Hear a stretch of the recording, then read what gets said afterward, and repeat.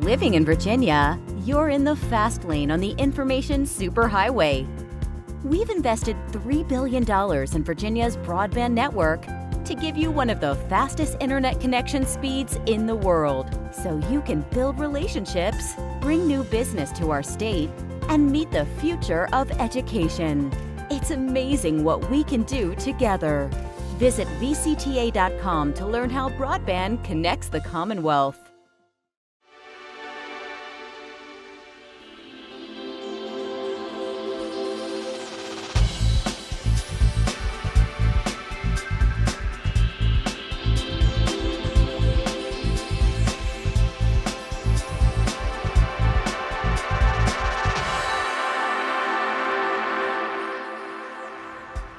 From the General Assembly and the City of Richmond, I'm Woody Evans for Cable Reports, brought to you by the Virginia Cable Telecommunications Association and Comcast, connecting Virginians to their government.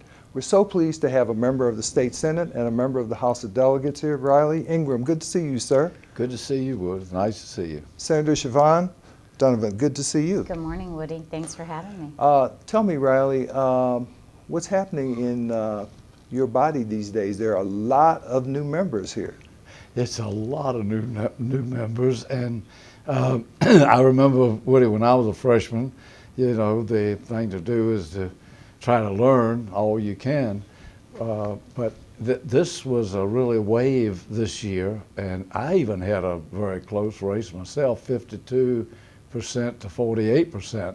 And until Hopewell came in, it was 50-50. We didn't have the final results until after 9 o'clock. So wow. So a lot of new rules around here in terms of transparency. Talk to us about what's happening in the House of Delegates with reference to committee hearings, subcommittee hearing votes being recorded now. Well, Woody, I'm still on president elections. I'm also on Appropriations Committee, and I have subcommittees. I have 4 subcommittees on appropriations. And then I have county, cities, and towns, which I'm chairman of, and also rules. And so it's a full plate. And of course, now all those committee hearings have cameras in there, yes, don't they? The cameras are going, and they're recorded votes, which is good. I think that the people need to know where you are on different issues, and I think that that's a big change for the better. And of course, the Senate has gotten off to a quick start. What are some of the issues that you're hearing about from your constituents that are really, really important and are likely to have some impact here in the General Assembly? So the number one concern I have amongst my constituents, and the most frequent call we get, is that they can't get health insurance or it's too expensive. And I think probably the number 2 thing that resonates in the community is the cost of higher education. People are really worried about educating their kids and their kids finding jobs. So I've got a lot of legislation, a lot of other people do too, that are addressing both of those issues. So let's talk about some of those healthcare issues, because you have a unique background. You're one of, I don't recall the number now, maybe 4 practicing physicians in the General Assembly. We lost John O'Bannon recently, but talk to us about some of the healthcare issues that you are working on this session. Well, certainly we need to see what we can do to improve costs of health care as people try to buy it. So one of the pieces of legislation that's centered around that is, I don't know the Senate bill, but it's called shared savings. And with shared savings, we're going to request and actually direct the health plans to create patient portals where patients will be able to go in and look at the cost of procedures that they need to have done, maybe radiographic, maybe a mammogram, maybe a surgery, and they can look at the different sites where they could get that intervention and see what the cost is of the site of the intervention at each of those costs. If the patient chooses the less expensive location, then we're going to have the health plan set up a way to share the savings that they see with the patient. So we're going to lower the overall cost of health care by moving things to lower cost sites. And we're also going to look at incentivizing patients to choose those sites. Go ahead. Well, I mean, I think that's a really important bill and a really important piece of legislation. We're looking at other ways to create competition in the marketplace, and that would include looking at the plans that already have contracts with the state government and seeing if we can't make sure that they're participating in the individual marketplace. We have several states, over 30 states, that only have one provider, one health plan in that location. And so we're constantly looking at some opportunities there. Another initiative that Frank Wagner and I are working on are that we're going to create a situation where there is a waiver for the Chamber of Commerce and maybe NFIB, where small business associations would be able to come together and create a health plan that would be self-insured, that would be akin to what we already have in place for private colleges and banks, and they would be able to offer a lower cost health plan to those small businesses so people had a place to go, maybe outside of the traditional market where they're not getting any competition. Now, of course, Medicaid expansion is still on the agenda. Where do you think that's going to go this session? Well, I tell you, I think Medicaid expansion is still not the answer for my district. I've polled my district, I've talked to my district. My district is worried about chronically ill individuals. They're worried about the disabled. They're worried about the waivers, the priority one waiting list. They're worried about substance abuse. We get a lot of calls about parents whose children have died from substance use disorder. And so that's where my population is, and I have a plan in place where we would convert GAP, the Governor's Assistance Program, to what I'm calling Priority Needs Access Program. And that would be where we funded all of those things: mental health, substance use disorder, all priority one waiver waiting list individuals. We would look at substance use disorder, would look at early intervention for childhood trauma.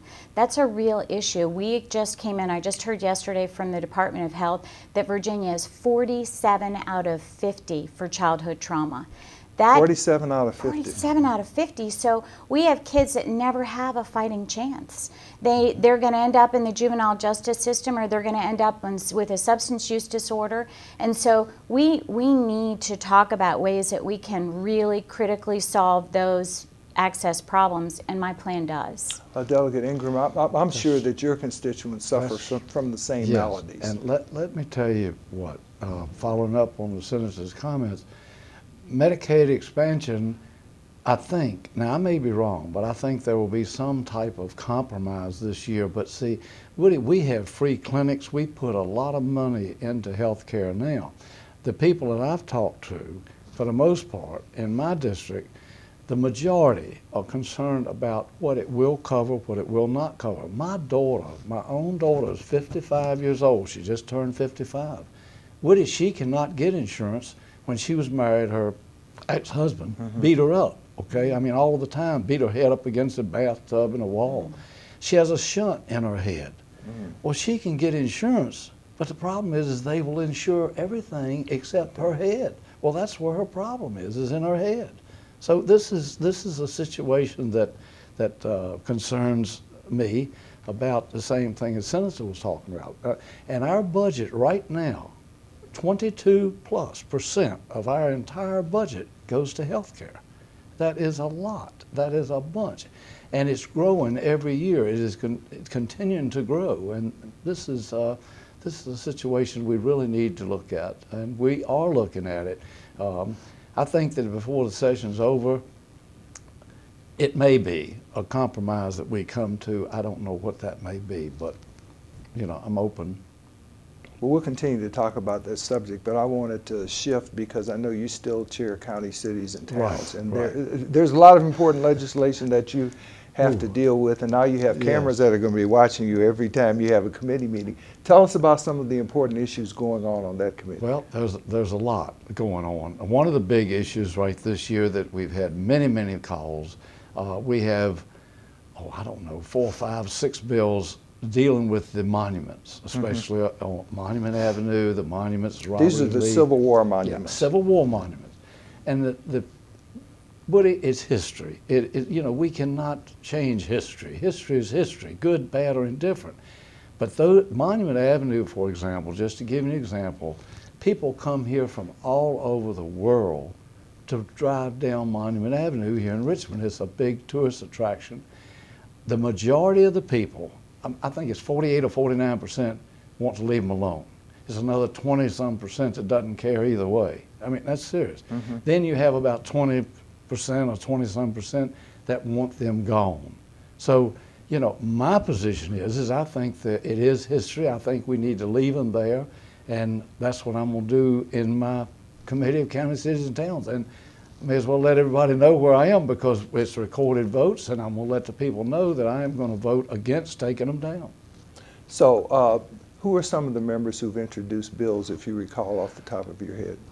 I don't remember don't. per se, but it's a lot of members that have introduced bills to take the monuments down. Okay. So speaking of new members, there are like 15 new Democratic members, I believe, and something like 5 new Republican members in the House of Delegates. I think it's only like 3. Three? Maybe, about Three. 3. It's 3 or 4, but it's a lot. In other words, and until Yancey, you remember Right, that? They sure. pulled the little canister out of a bowl. Right. And Yancey won by the luck of the draw. So that gave us a 51. Otherwise, it would have been 50-50.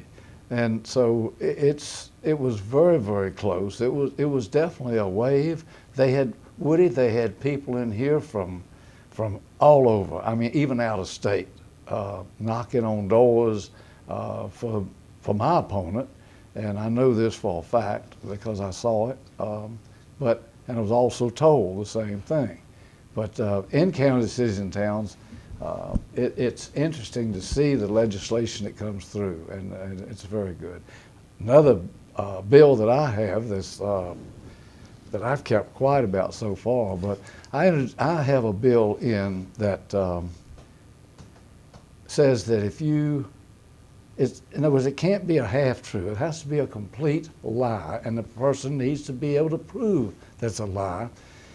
My fine is big. It's $2,500 with $1,000 going to the State Board of Elections. That's if there's a false statement made in terms of false a political advertisement? Yes, sir. And the reason I'm saying that is because it was so much of that was going on. Not just half-truths or just, in other words, you have the right, by our Constitution, you have the right for the freedom of speech. I do not have the right to slander you. I do not have the right to lie about you or slander you or in that case. And what I'm trying to do is cure this from the election process so that what people tell and say are true instead of falsehoods. Okay? So where's it going to go? I don't know. Yeah. It may not go anywhere. Well, that'll be interesting. But it'll be interesting. We need to keep track of that. Senator, if you had to, in 25 words or less, tell your constituents, what's the fundamental problem with healthcare now?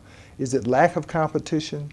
Is it the way the system is structured in terms of cost? For example, prescription drugs is a big issue for a lot of people.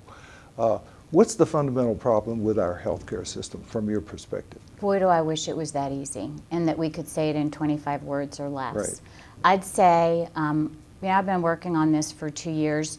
You might say I'm a subject matter expert because I happen to be in the medical field, but we're talking about health economics, and I'm not a subject matter expert there, so I've spent a lot of time working on this. I'd say there's 4 basic issues that we have to address. One is the private marketplace, which is substantially altered from the Affordable Care Act because the Affordable Care Act dissected the individual marketplace from the group marketplace. And it used to be those risk pools were put together and amortized. And now we have one that actually is fairly high profit, the group marketplace, that most of us buy in. And then we have this individual marketplace with a lot of people with higher chronic illness and other issues, and it's so cost prohibitive that people can't get insurance. So if you don't have employer-based insurance, and you don't, even there it's expensive, and it's expensive for the employers, but this shift, the mandated benefits from the federal government, we can't buy major medical anymore where you just have coverage if you have an emergency. We used to be able to have for $185 a month a health plan that if you went into the hospital and it cost more than $10,000, you were covered.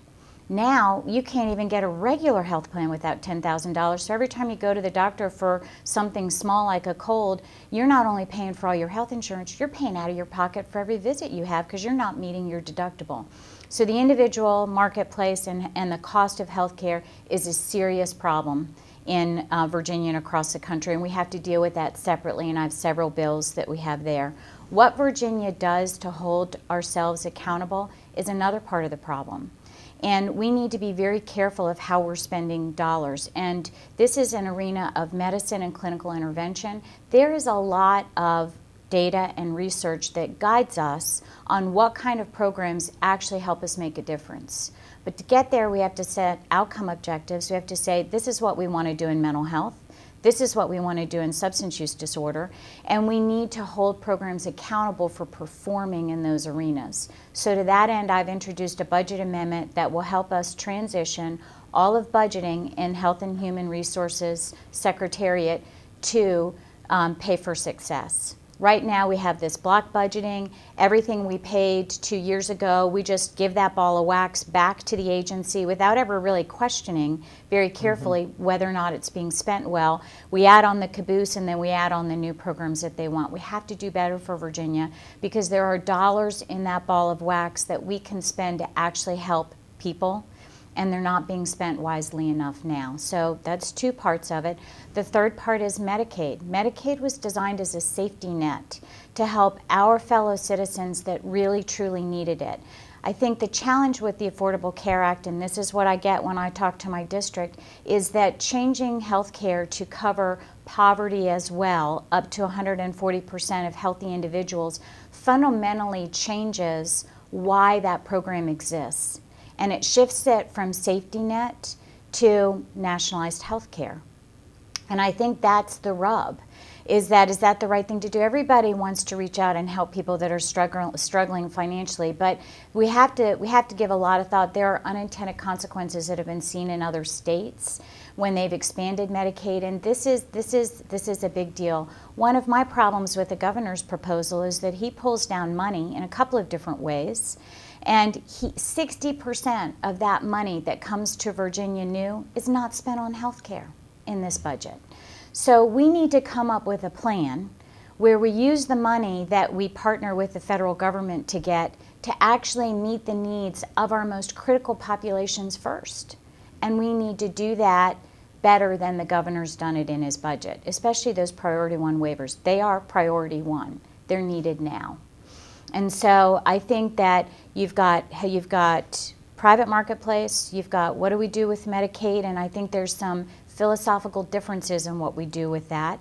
We've got what do we do ourselves. You can't just throw money at this like the governor's doing and thinking healthcare is going to be better. We know that to make healthcare better, we've got to have outcome measures, we've got to have clinical benchmarks, and we've got to do better what we've been doing a long time, but we have a lot of new evidence of how to do it in a different way. The only other part of this that's really important to me is housing. If you look at really solving population health, you have to look at the social determinants of health, and that includes education, housing, and access to good and healthy foods. In Virginia, and right here in this area, and in my county but not in my district, we have Essex Village, which I visited and we've had a lot of challenges with over the last few years. It is a huge profit maker for the person who owns it without it being a lot of good for the people who need it. In Virginia, those are called non-portable vouchers. If you get help from the federal government, we don't have any control over those dollars really in Virginia. If you get that help from the federal government, you have to live where they tell you. So we've co-located people in food deserts with our worst schools without access to a lot of services and population health needs. And we've said, get better. And you know, we have a lot of people that live in Essex Village that would like portable vouchers. In Virginia, you can buy a home with a portable voucher. So I think housing's an important part of this. I have a bill in for the administration to seek a block grant from HUD. I think Virginia can administrate those dollars for housing and really make a big difference in population health if we can control how those dollars are spent, because we'll hold people more accountable. So it sounds like a real holistic approach is needed in terms of healthcare, Riley. Yes, it is, and she touched on housing. And that's a big issue too, because in a lot of the areas in Richmond and other places too, but Richmond has been in the news here lately because in the Redevelopment and Housing Authority, and by the way, I served on the Hopewell Redevelopment Housing Authority for 8 years, and so I know firsthand how this all this works. And the senator is exactly right. Just recently, some of the people did not even have any heat. Right. And one of the hotel, Mr. Armain, opened the doors and let them stay in his place for free so that, because they did not have any heat. And here we had zero temperatures. That is not good for the people. And this is something that we definitely need to look at. Now, I want to talk to you a little bit about appropriations because all of this implicates money. There's no question about it. And you indicated right now that but 22% of the budget is devoted to Medicaid, and it's rising. Healthcare. It's rising over Healthcare. time, continues. Right. You got education. Well, education, that's another point. And the senator brought up the fact about higher education, college. Woody, I didn't go to college. I went to University of Virginia for continuing education, but I never graduated from college. But college is not for everyone. Right. There are in our office, I have a real estate, Ingram and Associates real estate company. We have plumbers that are driving Hummers.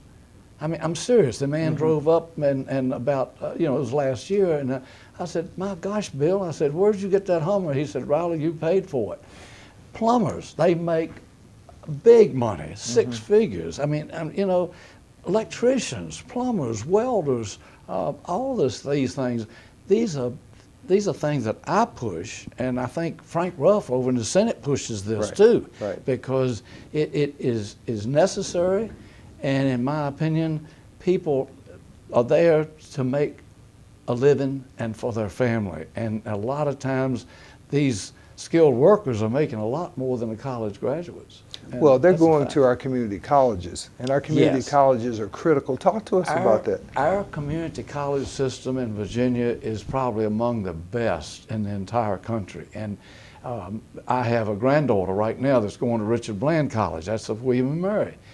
She goes there. She stays home for 2 years. She can transfer once she comes out of Richard Bland. She's automatically, as long as she has A's and B's, she automatically is accepted into William and Mary. But not just William and Mary, she can go most anywhere.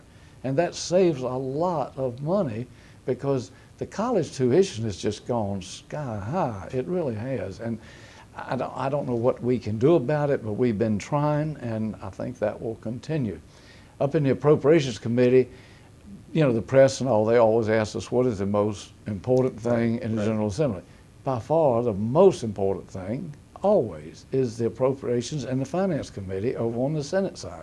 See, on the House side, we have the Finance Committee, and then we have the Appropriations Committee. The Finance Committee raises the money, we more or less spend the money. Over in the Senate, the Finance Committee does the raising of the money and the spending of the money. So that's the difference over there. But that is the big thing. Woody, there's another big thing too, is minimum wage. That's a big topic that's all over, and I'm for the free enterprise system. I think the free enterprise system works. It's worked in this country for hundreds of years, and I think it'll continue that way. But I think that the minimum wage is something that, I do not mind, an increase in the minimum wage, okay?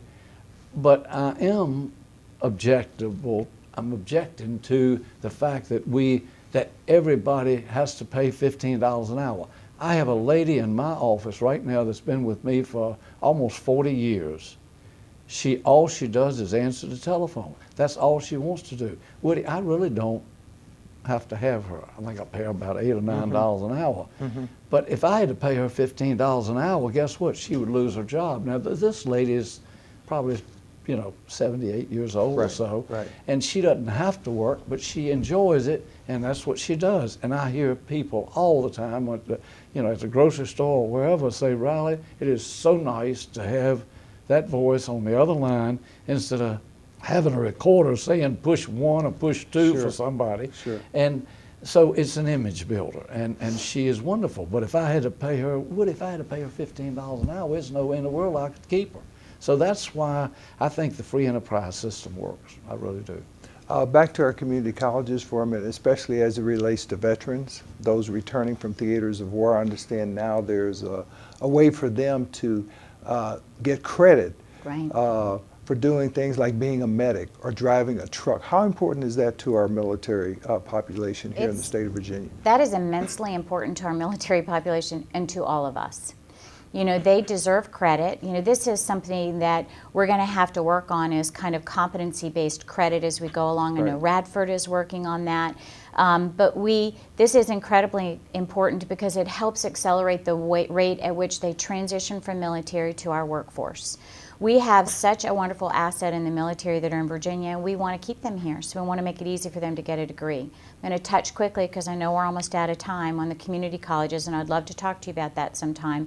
They are the hinge for all things in Virginia higher ed, but we do need to standardize them. I have a bill in this year that will standardize the curriculum across all the community colleges. We need to make this a highly reliable organization. If you get a core curriculum credit at a community college, you need to know that you're not going to have to repeat that with repeat cost when you transfer to a 4-year.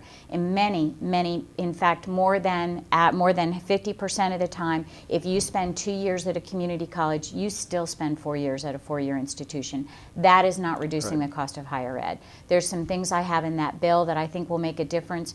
And we will use the portal that they developed for the military to make entry into the community college easy and to help them find those competency-based credits. Will be used for all people entering community college, so it's easy. And if you go to one community college and you transfer to another, it's the same template. There's no kind of learning curve to figure out the system. Now, being on the Finance Committee, I know you understand how important it is for the Commonwealth to maintain its bond rating, AAA bond rating. Absolutely. Why is that important? That's important because that helps us have loans at a low rate. It helps us get businesses interested in being here. It is a demonstration that we are a fiscally responsible and competent state, and that's what we need to compete. So that bond rating is an imperative, and we will be working. We have had no depreciation in our bond rating at all, but there have been some concerns raised based on the fact that we have not stabilized the balance between our appropriations or income and spending across the challenges that we may have, like sequestration. Thank God the government's back in play.